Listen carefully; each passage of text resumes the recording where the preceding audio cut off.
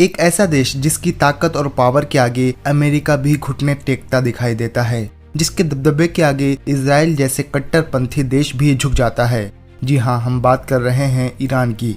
Iran अगर चाह ले तो वो आधी दुनिया की इकोनॉमी को कुछ घंटों में ही मिट्टी में मिला सकता है, क्योंकि वो जहाँ पर प्लेस्ड है उसी रास्ते से दुनिया का 40% ऑयल और अदर प्रोडक्ट सप्लाई होता है।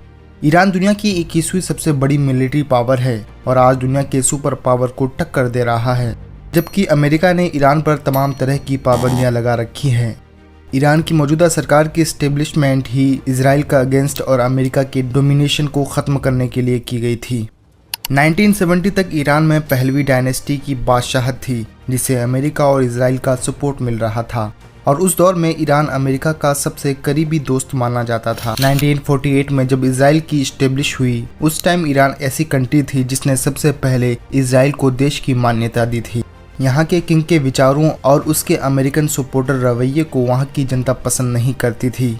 इसी बात को लेकर वहाँ की जनता और सरकार के बीच में टकराव पैदा हुआ, जिसने ईरानी रेवोल्यूशन को जन्म दिया। 1979 में ईरानी क्रांति के नतीजे में पहलवी खानदान खत्म हो गया और ईरान में एक नई सरकार का गठन हुआ, जो आज इस्लामी रिपब्लिक ऑफ ईरान कहलाती है। ईरान की सरकार को बनाने में भारत के सैयद अहमद मुसाब के पोते रूहुल्लाह खामेनेई का बड़ा योगदान रहा है। उत्तर प्रदेश के बाराबंकी जिले में जन्मे सैयद अहमद मुसाब के पोते रूहुल्लाह खामेनेई ने ही ईरान की क्रांति का नेतृत्व किया था और वो ईरान के पहले सुप्रीम लीडर बने। रूहुल्लाह खामेनेई के पावर के आने के बाद ईरान अब कामयाबी की ओर अग्रसर था, लेकिन यह कामयाबी अमेरिका और उनके ओपोजिशन को पसंद न थी और यही वजह है कि जब उन्होंने अपने एटॉमिक प्रोजेक्ट की शुरुआत की तो उनके विरोधियों ने उनके वैज्ञानिकों को मरवाना शुरू कर दिया। अमेरिका कभी नहीं चाहता था कि ईरान एक एटॉमिक पावर बने, इसलिए उसने ईरान पर हर तरह की पाबंदियां लगा दी, लेकिन ये पाबंदियां ईरान के हौसलों को कम नहीं कर पाई। कई मीडिया रिपोर्ट्स बताती हैं कि ईरान दुनिया का दूसरा मुस्लिम देश है जिसके पास परमाणु वेपन्स मौजूद हैं। ईरान की सबसे बड़ी ताकत उसकी जियोग्राफी है।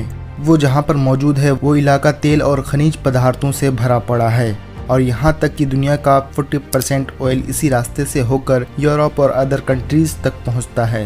ये रास्ता इतना अहम है कि अमेरिका ने इस रास्ते पर अपने जंगी बेड़े तैनात कर रखे हैं ताकि कोई कंट्री ऑयल की सप्लाई लाइन को न नुकसान पहुँचा सके, क्योंकि अगर वेस्टर्न कंट्रीज को ऑयल नहीं मिला तो वो एक दिन भी जिंदा नहीं रह पाएंगे।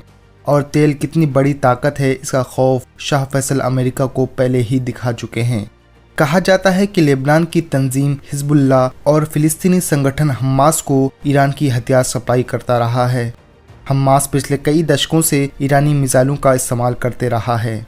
दुनिया हैरत में है कि एक शिया कंट्री किसी सुन्नी ऑर्गेनाइजेशन की मदद कैसे कर सकता है, लेकिन जब बात फिलिस्तीन की हो या किबले अव्वल को बचाने की हो तो हर मसलक और हर जात का फर्क छोटा पड़ जाता है। ईरान एक छोटा सा देश है, लेकिन उसका मुकाबला अमेरिका जैसे बड़ी ताकत के साथ किया जाता है। ईरान का बजट सिर्फ 6 अरब 30 करोड़ डॉलर है, जबकि अमेरिका का डिफेंस बजट 587 अरब डॉलर है।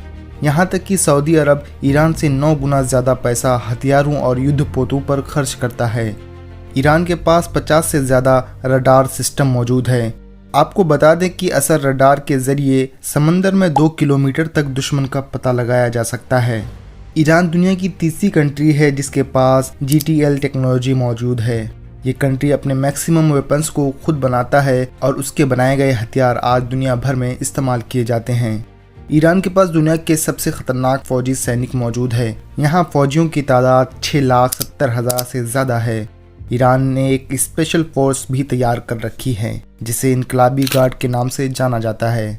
कहा जाता है कि जब किसी मैदान में ईरान का ये फौज उतरता है तो वहाँ राख के ढेर के सिवा कुछ नहीं बचता। ईरान ने पिछले 30 सालों में टेक्नोलॉजी के मामले में खुद को इतना मजबूत कर लिया है कि इजराइल की भी हिम्मत नहीं है कि वो सामने से उसका मुकाबला कर सके। ईरान के पास 555 एयरक्राफ्ट, 4000 टैंक, 21 युद्धपोत, 19 पनडुब्बियां और 65,000 बख्तरबंद गाड़ियां मौजूद हैं, जो किसी कंट्री की इकोनॉमी को बर्बाद करने के लिए काफ़ी है। इतनी पाबंदियों के बावजूद ईरान आज मिस्र और इजराइल के बाद मिडिल ईस्ट की तीसरी ताकतवर पावर बन चुका है। इवन ईरान ने पिछले दिनों शॉर्ट रेंज और लॉन्ग रेंज की ऐसी मिसाइलें तैयार कर ली हैं जिनसे 300 किलोमीटर से लेकर 3000 किलोमीटर तक हमला किया जा सकता है। कहा जाता है कि ईरान के मिसाइल सिस्टम को ताकतवर बनाने में रशिया भी उसकी मदद कर रहा है और उसकी वजह यह है कि रशिया भी ईरान की तरह अमेरिका का विरोधी देश है। 2016 में रशिया ने ईरान को एक रडार टेक्नोलॉजी दी थी जिसके जरिए ईरान पर होने वाले किसी हमले को रास्ते में ही नाकाम किया जा सकता है। अमेरिका खुफिया एजेंसी की एक रिपोर्ट के मुताबिक ईरान मिडिल ईस्ट का अकेला देश है जिसके पास सबसे ज़्यादा बैलिस्टिक मिसाइल मौजूद हैं। ईरान के पास हाइपरसोनिक मिसाइलें भी हैं जो साउंड की स्पीड से 5 गुना ज़्यादा तेज़ी से हमला करने की क्षमता रखती है। ये वही मिसाइलें हैं जिनसे पिछले दिनों ईरान ने इजराइल पर हमला किया था। ईरान में कुछ ऐसे ऑर्गेनाइजेशन भी हैं जिनका वजूद सिर्फ अमेरिका और इजराइल जैसे कंट्रीज़ के मुकाबले करने के लिए किया गया है। आपको बता दें कि ईरान के रिश्ते मुस्लिम देशों के साथ बहुत अच्छा नहीं है क्योंकि उसने पास्ट में ऐसी गलतियां की हैं जिन्हें नज़रअंदाज नहीं किया जा सकता। ईरान ने खुद को ताकतवर बनाने के लिए रिवर्स इंजीनियरिंग का इस्तेमाल किया है और दुनिया की सबसे बेहतरीन टेक्नोलॉजी को अडॉप्ट किया है। यही वजह है कि उसके बनाए गए वेपन्स आज दुश्मनों के लिए डेंजरस बन चुका है। ईरान को अगर आज किसी मुस्लिम कंट्री का साथ मिल जाए तो वो पूरी दुनिया की भौगोलिक स्थिति को बदल सकता है। ईरान जिस तरह से खड़े होकर फिलिस्तीन के फ्रीडम के लिए लड़ाई लड़ रहा है इससे सभी मुस्लिम देशों को सोचना चाहिए। अमेरिका और इजराइल ईरान को इसलिए भी खतरे के रूप में देखता है क्योंकि इस देश का असर इराक, शाम, लेबनान, गजा और यमन के बड़े इलाकों तक फैला हुआ है। टर्की और कतर जैसे देश भी ईरान के करीबी दोस्तों में से एक है। वहीं दूसरी तरफ इंडिया और चाइना जैसे देश भी ईरान की मदद करने को तैयार रहते हैं। भारत तेल और गैस बड़े पैमानों पर ईरान से ही खरीदता है। ईरान ही वो देश है जिसमें इतनी ताकत है कि वो खुलेआम इजराइल पर हमला कर चुका है, जबकि 57 मुस्लिम देशों में से अभी तक किसी ने सीधे तौर पर इजराइल पर हमला करने की हिम्मत पैदा नहीं हुई है। ये अलग बात है कि सभी मुस्लिम देश फिलिस्तीन की मदद कर रहे हैं, लेकिन जो जुर्रत ईरान दिखा रहा है वो तारीख के सुनहरे पन्नों में लिखने की काबिल है। अगर सभी इस्लामिक कंट्रीज विरोधी शक्तियों का मुकाबला करे तो बातिल ताकतों को चंद लम्हों में ही घुटने पर लाया जा सकता है। वैसे ईरान के बारे में आपकी क्या सोच है, नीचे हमें कमेंट में ज़रूर बताइए। क्या आप मानते हैं कि सभी मुस्लिम देशों को एकजुट होकर काम करना चाहिए?